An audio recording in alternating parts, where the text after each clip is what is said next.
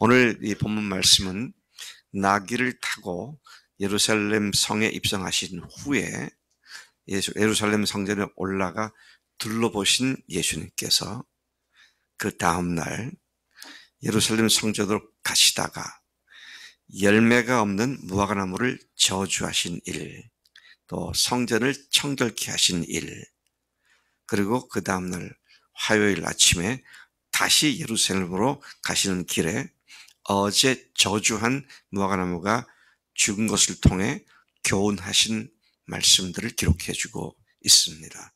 세 에피소드가 기록되어 있는데 첫 번째 12절부터 14절까지 무화과나무를 저주하시는 장면입니다. 이튿날, 그러니까 이거 월요일입니다. 주일날, 일요일날 나귀 타고 성에 입성하셨고요. 그 다음에 다시 저녁에 베다니로 가셨다가 월요일날 베다니를 출발하신 예수님께서 시장하셨습니다. 조금 이상하다는 생각이 들었어요. 이 말씀을 듣다. 아침에 식사를 하시고 떠나셨을 텐데 왜 아침에 시장하셨을까? 어제 올라가서 예루살렘에서 하도 속을 끓이셔서 그러셨나, 그런 생각도 해보게 됩니다만은 어쨌든 예수님께서 시장하셨기 때문에 멀리 보니까 무화과 나무가 있는데 잎이 무성한 것이 있길래 다가가셔서 그 나무에서 뭘 좀 얻을까 하고 봤지만 잎사귀 외에는 아무것도 없었습니다. 마가는 여기다가 그 이유를, 이는 무화과 시절이 아니기 때문이다, 시즌이 아니기 때문이다, 그런 말을 하고 있습니다. 주님이 좀 얄궂으신 분 같아요.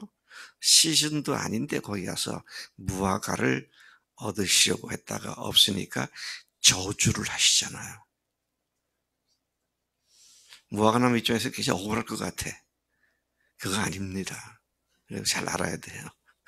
지금 베다니 옆에 마을이, 예루살렘 가는 쪽에 있는 마을이 벳바게거든요. 벳바게.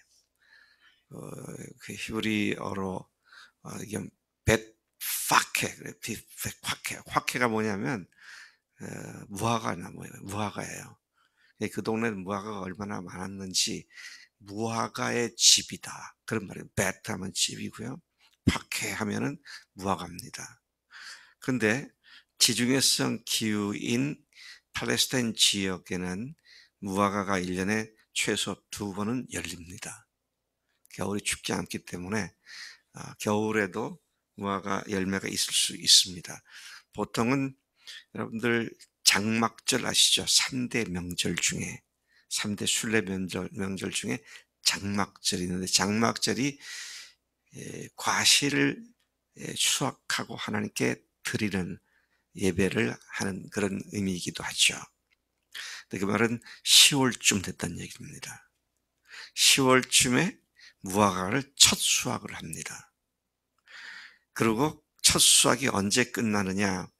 아마 12월, 1월, 그리고 끝물이 2월쯤 되는데 3월, 이제 금년으로 하면 3월이잖아요. 부활절이 3월 30일이니까 다음 주가 되니까. 근데 그 끝물 중에서도 끝에 아직 떨어지지 않은 무화과가 덜어 있을 수 있어요. 끝물 중에 끝물을 찾아보신 거예요. 여러분, 그 과실이라는 게 그렇잖아요. 어느 날 맺어가지고 한꺼번에 탁 했다가 탁 떨어진 게 아니라 차례대로 이것은 마지막 끝물, 끝까지 붙어 있는 그런 것들이 있는데, 주님께서는 그거라도 얻으시기 위해서 가신 거예요. 이게 뒤에 그 다음 문단하고 연관되는 것인데요. 무슨 얘기입니까? 하나님께서는 무화과로 비교되는 이스라엘, 국수죠? 그 나라의 나무입니다. 그래서 끝까지 열매를 기다리고 끝까지 기다리는데 아무것도 얻지 못하는 이스라엘의 모습을, 피폐한 모습을 지금 말해주고 있다, 그렇게 이해가 됩니다. 근데 그 나무는 그것조차 없었습니다. 주님은 그런 무화과 나무를 저주하셨습니다. 뭐라고 하셨어요? 이제부터 영원토록 사람이 네게서 열매를 따먹지 못하리라. 여러분, 이때가 주후 30년경이잖아요. 그리고 지금 2024년이니까 꼬박 2000년 정도 지나갔습니다. 지금도 이스라엘 사람들이 세계에 복음을 전파하는 일을 하지 않습니다. 복음과 관계없어요. 여전히 그들은. 왜요? 여러분이 영원히 너에게서 열매를 맺지 않는다. 그렇게 말하고 있죠. 오히려 한국 사람들이 이스라엘을 위해서 기도하잖아요. 전 세계 사람들이 이스라엘을 위해서 기도하고 있죠. 문자 그대로 이제부터 영원토록 사람이 네게서 열매를 따먹지 못하리라. 제자들은 그 말씀을 듣고 기억하고 있었습니다. 끝까지 회개하고 사명을 감당하기를 기대했지만 이스라엘은 하나님의 바람에 전혀 부응하지 않았습니다. 이러한 모습은 그 다음 나오는 문단의 내용과 연관되어져 있는 것으로 보여집니다. 그것은 뭡니까? 15절부터 19절까지의 성전 청결 작업을 하시죠. 성전을 깨끗게 하시는 일을 하셨습니다. 예수님과 그분의 일행은 예루살렘에 들어갔고 거기서 예수께서는 놀라운 일을 행하셨습니다. 거의 충격적인 일을 행하셨죠. 감히 누구도 엄두도 못 낼 일을 하셨습니다. 그 뭡니까? 성전 안에서 매매하는 자들을 내쫓으시고 돈 바꾸는 환전상들의 상과 비둘기 파는 자들의 의자를 뒤엎으셨습니다. 둘러 엎으셨어요. 뭘 얘기하는 겁니까? 이스라엘을 하나님께서 뒤집어 엎으시겠다는 그런 의미를 저는 생각해 볼 수가 있습니다. 16절 뿐만 아니라 아무도 물건을 가지고 성전 안으로 지나다니지 못하게 하셨고 그들을 가르치셨습니다. 17절을 보니까 기록된 바 내 집은 만민이 기도하는 집이라 칭함을 받으리라. 그렇게 예언되지 않았느냐? 너희는 이 성전을 강도의 소굴로 만들었구나. 질타와 질책과 도전을 하시는 장면입니다. 성전에서 주인 행세를 하고 성전 관리를 했던 사람들은 레위인들과 제사장들이었습니다. 또 그들과 함께 서기관과 바리새인들이었어요. 그런데 어디서 나타났는지 초라하게 생긴 한 젊은이 나타나서 유대교 전체에 대한 도전과 또 멸망을 선포하는 이런 모습들을 보면서 성전을 맡은 자들이 얼마나 기가 막혔겠어요. 제가 이런 말해서 좀 죄송합니다만 그들 생각에 어디서 굴러먹던 녀석이 와서 무슨 권위로 지가 이런 짓을 하는 거야. 뭐 그랬을 거예요. 얼마나 화가 났는지 예수님을 죽이려고 합니다. 근데 죽일 수 없었던 건 사람들이 그를 선지자로 아니까 감히 죽일 수는 없고 이제 그렇게 주님께서 죽임을 당하시는 싹과 가지와 꽃이 피기 시작을 합니다. 지금 이게 무슨 요일이라고요? 이게 월요일입니다. 예수님이 언제 붙잡히셨어요? 목요일 저녁입니다. 그러니까 사흘 지나서 나흘째 주님께서 체포당하시는 그 세상 사역의 마지막 아주 긴박한 순간에 주님께서는 여지없이 이스라엘 종교 자체를 갖다가 뒤엎으시는 이런 일을 하시는 것을 보게 되는 것이죠. 왜 강도의 소굴로 만들었다고 그랬느냐?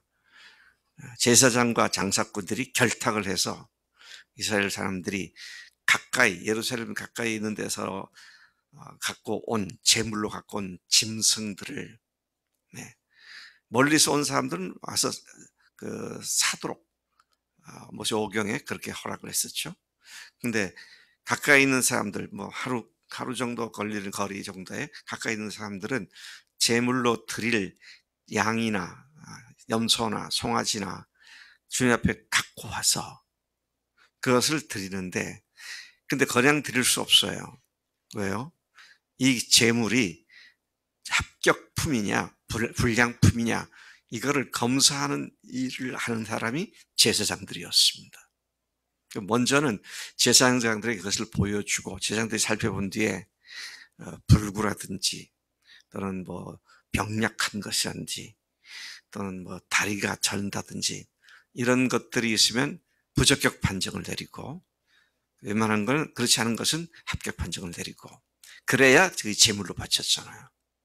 근데 멀쩡한 거를 부적격 판정을 내려 가지고 그러니까 제사를 드리러 왔던 사람들이 제물을 갖고 왔던 사람들이 얼마나 부적격 판정을 받으면 황당하겠습니까? 근데 옆에서 이제 그 찍새들이 나타나고 여보 걱정하지 말라고 이리 오라고 여기 좋은 제사가 드릴 수 있는 게 있다고 그래서 상인들에게 갖다가 소개를 하면 상인들은 자기들이 파는 것을 그 사람에게 고가로 팔고 그 사람이 갖고 온 건 헐값에 싸고 헐값에 사서 고가로 파니까 차익이 생기잖아요. 이런 방법으로 하나님께 예배하러 온 사람들을 수탈했던 등골을 빼먹었던 그런 행위를 어디서 했다고요? 성전에서 하고 있습니다. 가장 신성해야 할 성전이 가장 추하고 악한 죄가 범죄가 저질러지는 그런 것이 되었다. 그런 말씀을 하고 있는 것이죠.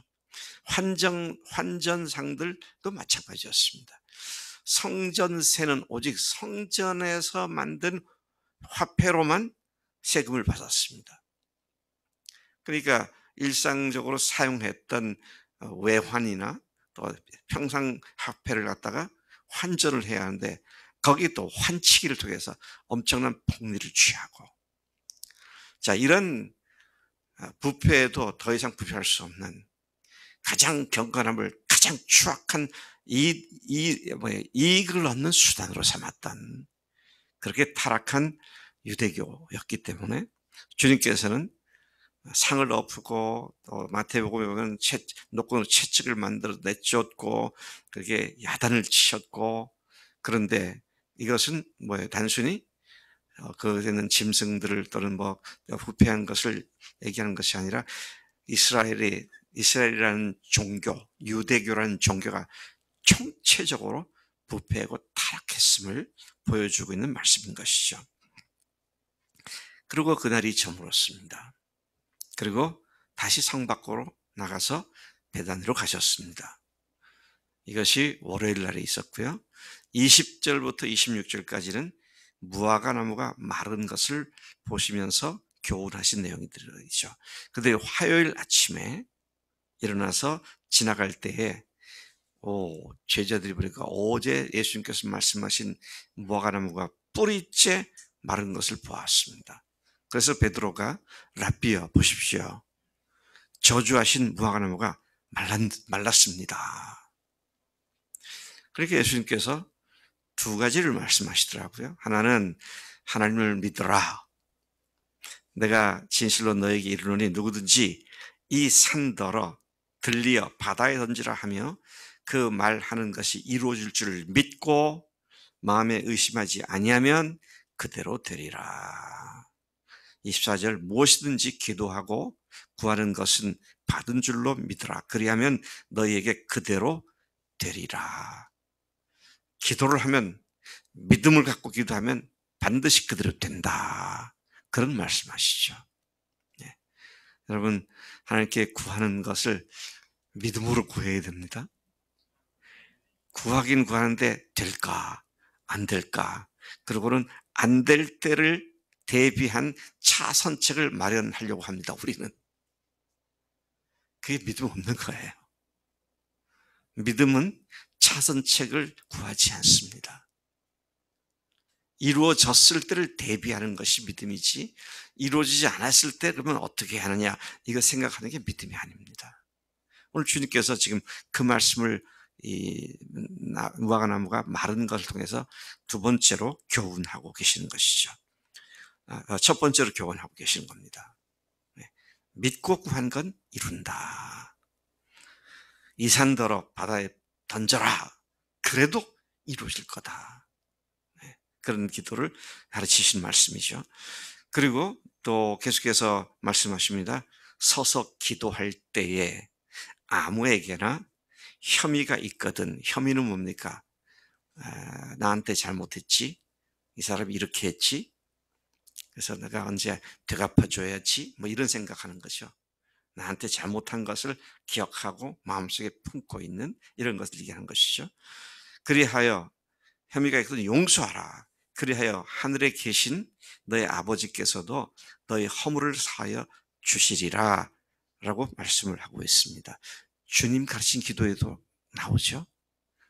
우리가 우리에게 죄 진저를 사하여 준 것 같이 우리 죄를 사하여 주옵시고 다만 악에서 구하옵소서. 악이 뭐예요? 악은 나쁜 일입니다. 나쁜 것. 영어로는 good and evil, 그죠? 좋은 것과 나쁜 것 할 때 good and evil. 그러니까 악은 윤리 도덕적으로 악하고 그런 것만이 아니고요. 나쁜 일도 악입니다. 예를 들면 교통사고를 만나는 것도 악을 당하는 것이죠. 나쁜 일을 당한 겁니다. 근데 오늘 주님께서 말씀하시기를 주님 가신 기도에서 다만 악에서 구하옵소서. 우리가 관계에 있어서도 그렇고 내가 집안의 일에 있어도 그렇고 또는 뭐 우리나라가 이제 국회의원 선거를 또 하잖아요. 그 일에 있어서 많은 악들을 보게 될 수도 있는데 그런 모든 것을 다 포함하고 있는데 뭐라고 말씀하십니까? 허물을 용서해 줘라. 너희들이 서로 사해 줘라. 그래야 하나님께서 사해 주신다. 그러니까 주님 가신 기도도 이 말씀도 그렇고 뭐라 합니까? 너희가 누구를 용서하지 않으면 너희도 용서받지 못해. 그런 말씀을 하고 계신 것이죠. 믿음의 기도와 용서의 기도가 앞섰을 때 하나님께서 그런 기도를 받으시고 그런 허물과 죄를 사해 주신다. 제가 이 말씀을 보면서 왜 주님께서 뜬금없이 용서하라는 말씀하셨을까? 이게 지금 무화과나무 죽은 걸 보고 그런데 믿음으로 갖고 해야 한다는 거는 뭐 그 컨텍스트에서 맞는 것 같은데 뭐 뜬금없이 용서하라는 말씀하셨을까? 제가 계속 묵상을 해봤는데 정확한 것은 제가 성경이 왜 그걸 썼는지를 말씀 안 하니까 모르겠습니다만 아마도 제자들이 예루살렘에 올라올 때에 누가 크냐 그거 갖고 서로 분내고 그랬잖아요. 뭐 제자들 사이에 있던 내적 갈등들 때문에 이 말씀하신 것이 아닐까 이런 생각을 해보게 됩니다. 오늘 이 말씀을 통해서 주님께서 오늘 화요일 아침까지 하시던 일들을 생각해 보면서 때는 매우 급박한 때잖아요. 이때가 오늘도 마찬가지입니다. 참으로 때가 긴박하게 돌아가는 때입니다.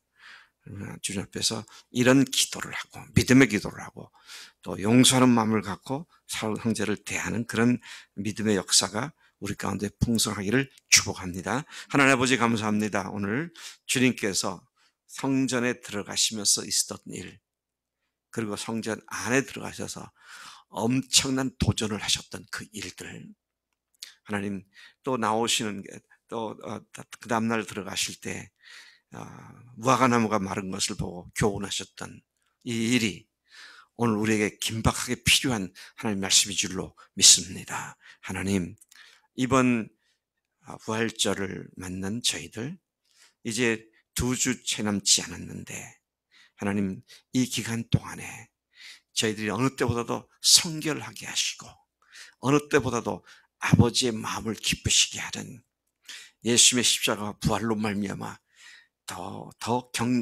성결하게 아버지는 새로워지는 이 순환 계절이 되고 부활 계절이 되도록 역사해 주옵소서. 감사하고 예수님의 이름으로 기도로 삼나이다. 아멘. 아멘.